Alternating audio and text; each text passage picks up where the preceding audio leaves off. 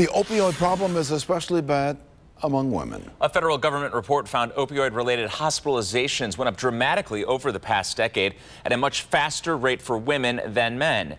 News 5 anchor Karina Paiza is here to break it all down for us. Karina. Hey there, Mike and Leon. We all know issues with prescription painkillers and heroin don't discriminate. It's a huge problem all across the country and especially here in Northeast Ohio. And this study confirms even more. When it comes to addiction, there's no stereotype.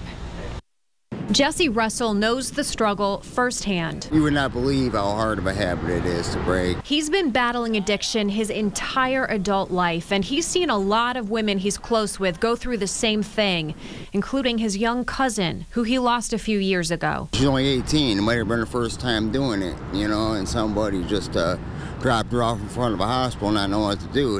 So to Jesse, hearing opioid-linked hospitalizations are going up faster for women than men comes as no surprise. In fact, the U.S. Agency for Healthcare Research and Quality found that from 2005 to 2014, they rose 75% for women, compared with 55% for men. That's huge in both genders, but especially for women, that's pretty remarkable. Dr. Ashley Braun-Gableman with Addiction Recovery Services at UH says opiate use is evolving. About 50 years ago, when you looked at who was addicted to opiates, you were seeing mostly men who were using heroin.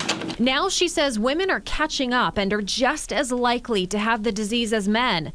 One possible explanation? Women are more likely to be prescribed opiate medication compared to men, and they're more likely to have chronic pain conditions compared to men. She says this study highlights how much more work needs to be done. It's just another reminder how serious this problem is in this country, and in Ohio in particular. We're one of the hardest hit states in the country for this opiate problem. A trend Jesse Russell hopes will reverse. It's a battle that is not going to be won anytime soon.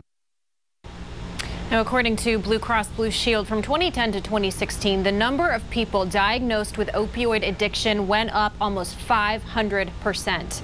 Dr. Braun-Gableman says there's been more emphasis lately on education for prescribers about the dangers of opiates and recognizing when other treatments might be a better option.